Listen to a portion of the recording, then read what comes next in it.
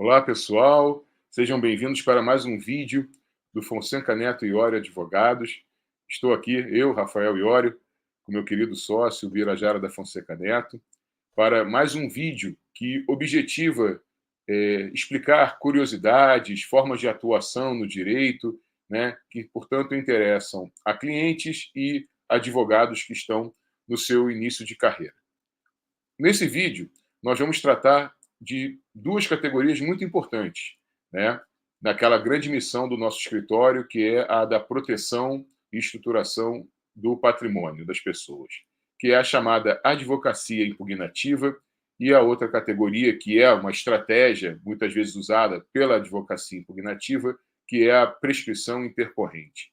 Então, para você que é jovem advogado, para você que é cliente e está passando por uma situação de dívida, está sendo cobrado por dívidas, né? Acho que esse vídeo é muito importante que você acompanhe.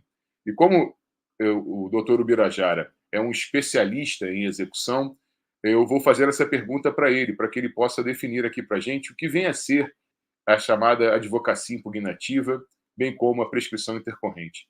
Então, Bira, meu amigo, o que seriam essas duas coisas e como é que elas se articulam?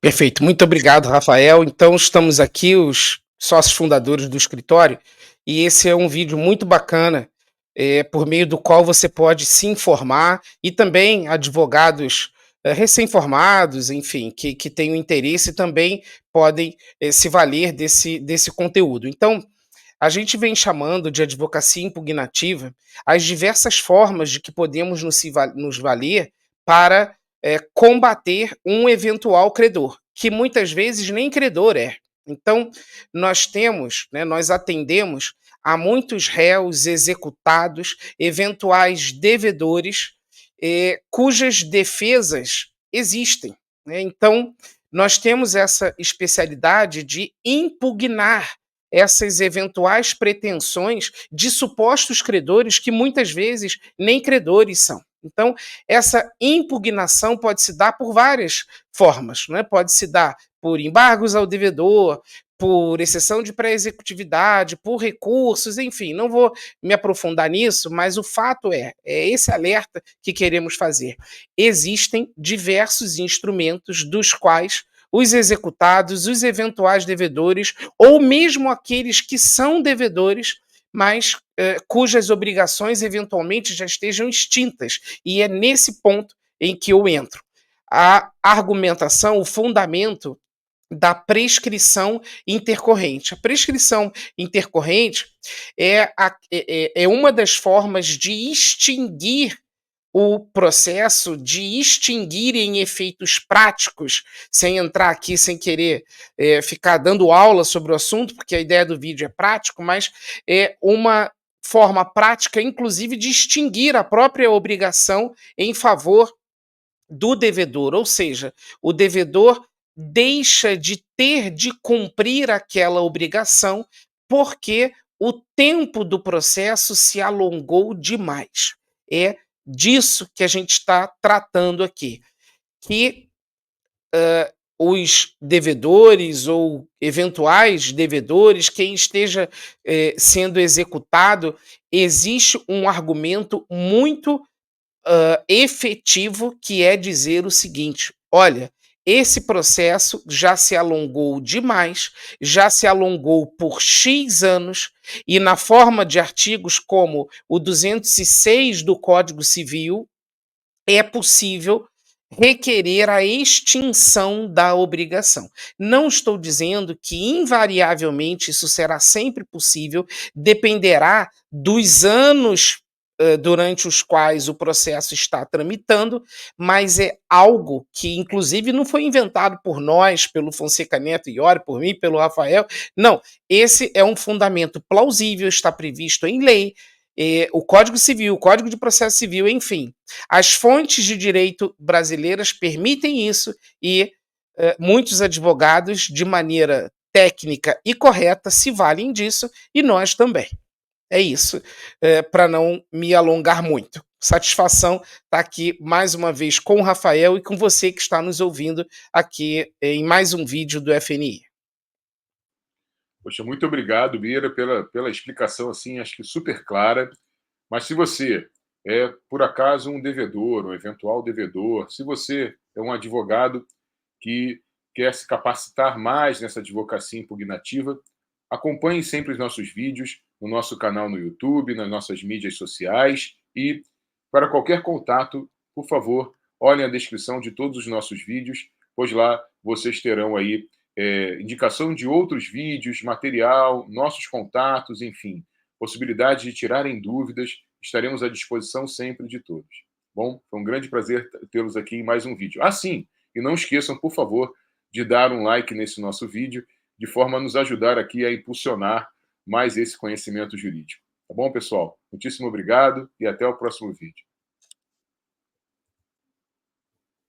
Olá, sejam bem-vindos a mais um vídeo do Fonseca Neto Iório Advogados.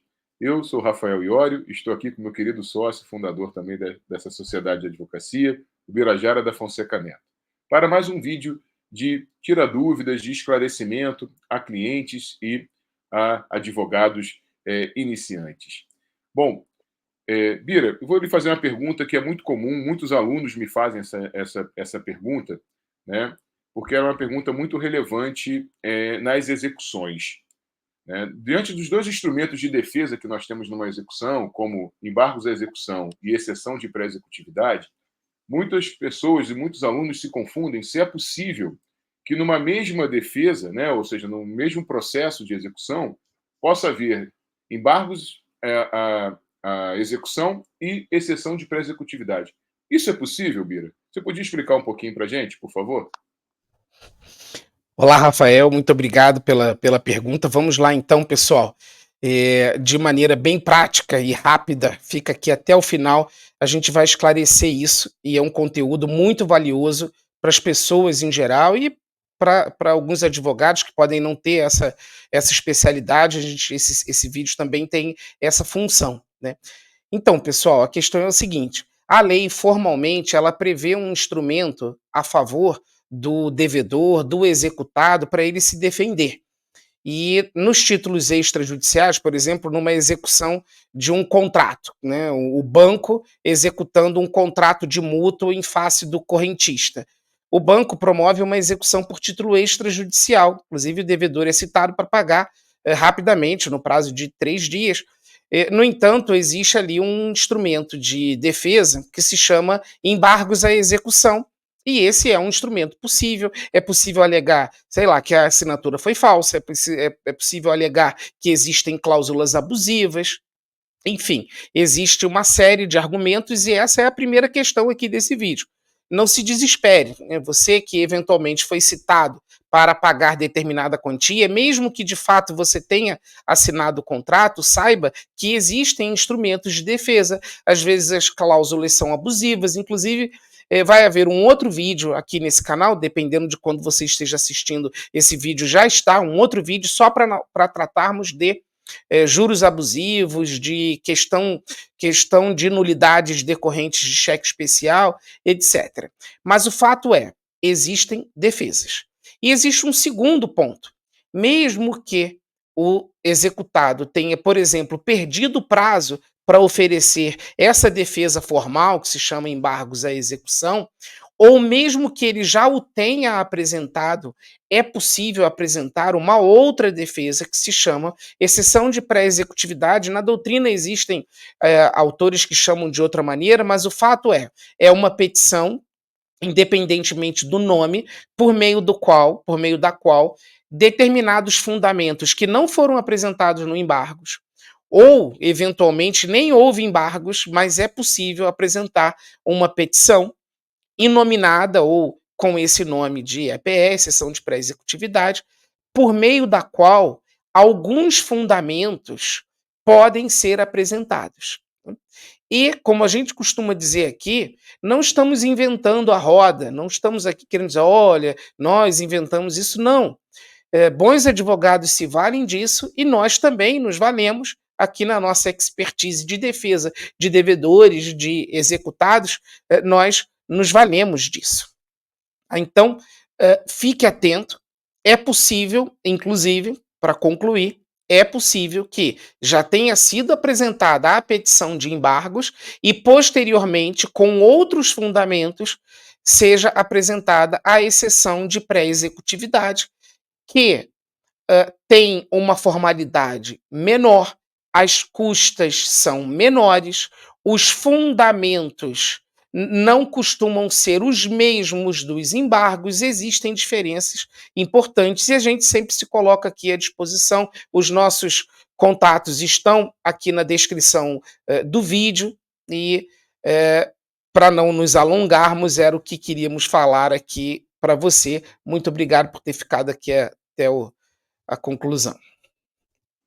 Poxa, muito obrigado, Birajara. Como, né, Birajara nos disse, nossos contatos, links para outros vídeos, enfim, estão todos aqui na descrição desse vídeo. Acompanhe o nosso conteúdo, porque o nosso objetivo é esclarecê-los quanto a questões fundamentais do direito. Bom? Ah, sim, e por favor, não esqueçam de dar um like nesse vídeo, a fim de nos ajudar a impulsionar o nosso canal, de forma que mais pessoas possam ter contato com esse conteúdo. Bom? Até lá e muito obrigado.